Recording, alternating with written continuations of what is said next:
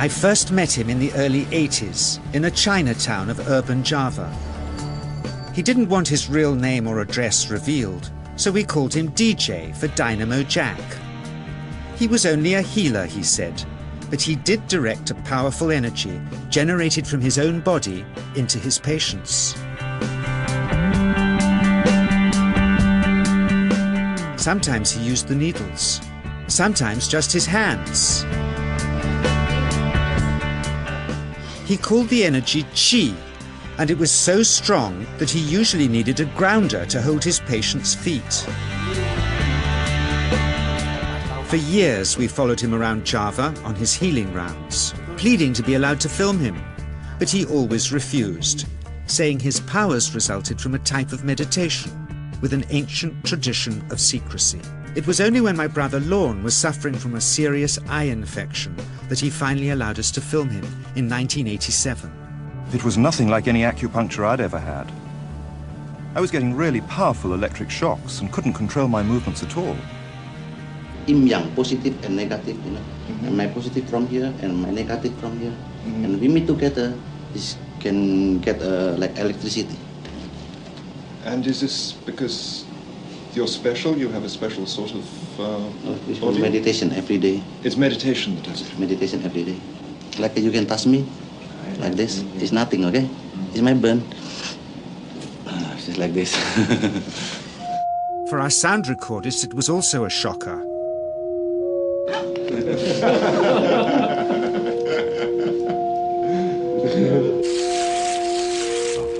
He then took our newspaper outside and showed us how Qi can also be used to set things on fire.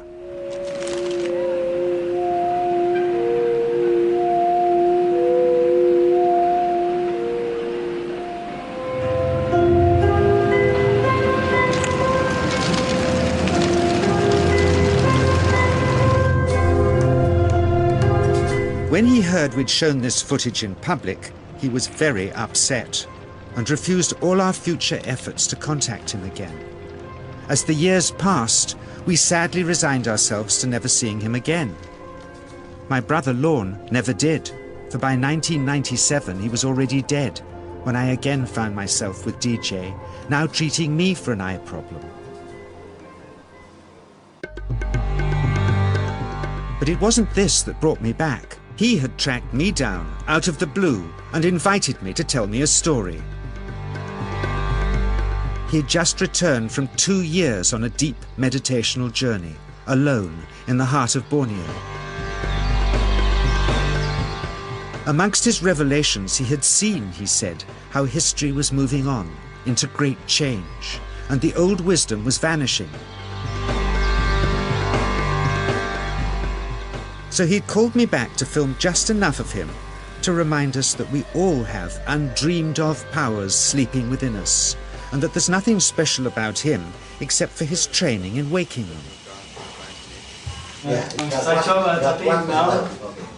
Grounding this patient, my cameraman Joe is having to use all his weight to keep contact. But Qi is pushing him away. He seems able to control the amplitude of this Qi, like a dimmer switch, and it causes uncontrollable responses in the patients and their grounders. I can barely keep my hand on you. It wants to fly off. The electricity is so strong. This mother unwittingly grounds her child. He won't sit still, so she's asked to hold him and grin and bear it. Sometimes signs of this passing energy can be seen in the transmitter too.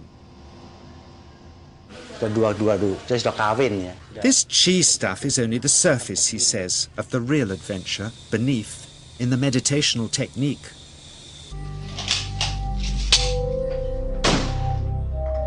Projecting Qi from the palm of the hand can also be used to resist rifle pellets, he says.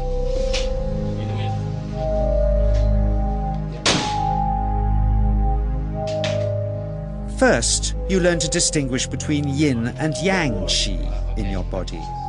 Then how to pool it in your navel chakra. Then how to project it, he says. And it's the proportionate mixture between yin and yang which accounts for different effects, like pulling or pushing objects or igniting them. Then he gets really strange. He says that mastering yin qi is the key to the spirit world. There's a long tradition of Indonesian krisis being possessed by spirits. So people bring him their krisis to see if they're duds. Here, he says, he doesn't manipulate matter by projecting mixtures of yin and yang qi. He merely creates a field of yin energy in which, he says, if there's a spirit, it can manifest itself.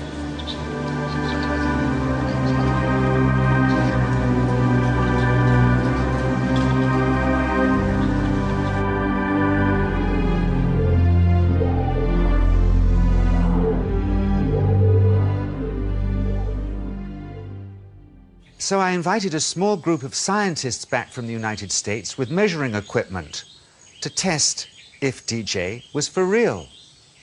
And if so, where might this energy belong on the electromagnetic spectrum? Catherine Cook, CEO of the Mind Science Foundation in Texas. Dr. Roger Nilsson, a Swedish medic and international racing sailor. Dr. Greg Simpson, a physicist from New York's Albert Einstein University, and Andreas Polak, one of DJ's Australian students. The visitors are confident they'll uncover him as a fraud in no time. Greg is the first guinea pig, and he's uncomfortable about showing that he can feel anything at all. Dr. Roger doesn't know what to expect.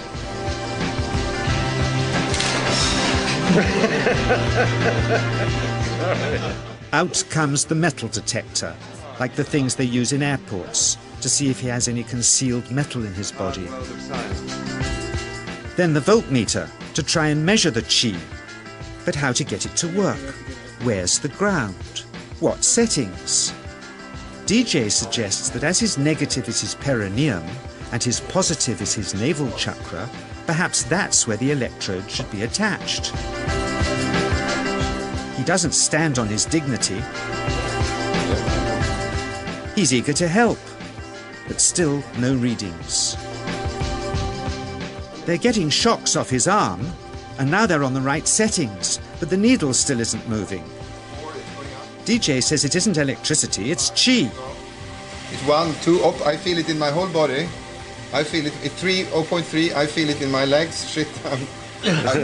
But suspecting there's some tricky setup on his premises they can't find, they insist we all go to a randomly chosen hotel room several miles away to see if he can light a light bulb with his fingers. It doesn't ground on the wall. So Greg holds and grounds one wire, while DJ pumps qi through the other. The bulbs are LEDs, light-emitting diodes, which ignite in different colors according to the intensity of current. Yes. On, off, on. Brilliant. Oh, you're blinking. Things were going well. DJ was enjoying it too, until he invited us all out to lunch at his local, where he tried to push a chopstick through the table. He couldn't get it through the Formica surface, so he came up through an inch of wood from underneath.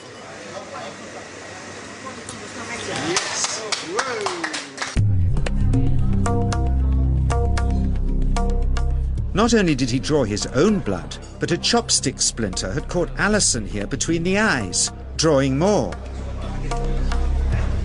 The incident was laughed off apologetically, but next morning he was a different man, drawn and upset. He said he'd been visited all night by his long-dead master, raging that he'd broken the strict taboos of his sect, never to show off in public and never to cause harm or draw blood. He felt deeply chastised. All further testing and filming must end. Never again would he submit to public scrutiny, nor accept any new students. He would sink from sight and continue his healing in obscurity, as he had done since before we met him in the early 80s and had always told us was right.